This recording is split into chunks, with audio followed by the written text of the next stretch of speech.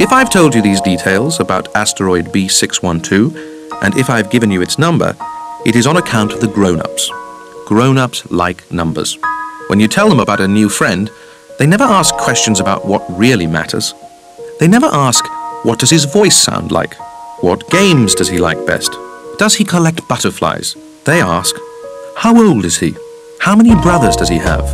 How much does he weigh? How much money does his father make? Only then do they think they know him. If you tell grown-ups, I saw a beautiful red brick house with geraniums at the windows and doves on the roof, they won't be able to imagine such a house. You have to tell them, I saw a house worth 100,000 francs. Then they exclaim, what a pretty house. So if you tell them the proof of the little prince's existence is that he was delightful, that he laughed, and that he wanted a sheep. When someone wants a sheep, that proves he exists. They shrug their shoulders and treat you like a child. But if you tell them, the planet he came from is asteroid B612, then they'll be convinced, and they won't bother you with their questions.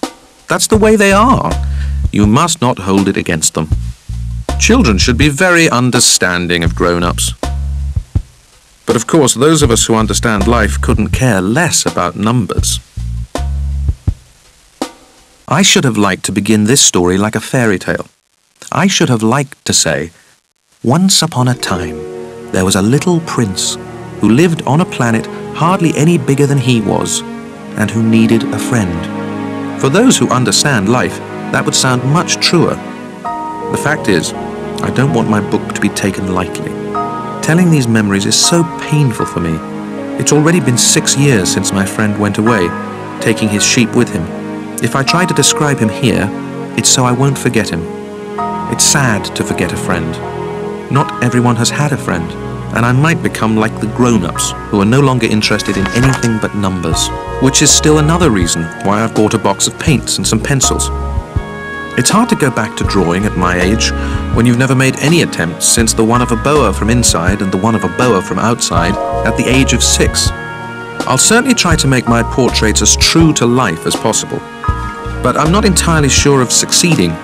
One drawing works, and the next no longer bears any resemblance. And I'm a little off on his height, too. In this one, the little prince is too tall, and here he's too short, and I'm uncertain about the colour of his suit. So I grope in one direction and another as best I can. In the end, I'm sure to get certain more important details all wrong. But here, you'll have to forgive me. My friend never explained anything. Perhaps he thought I was like himself. But I, unfortunately, cannot see a sheep through the sides of a crate. I may be a little like the grown-ups. I must have grown old.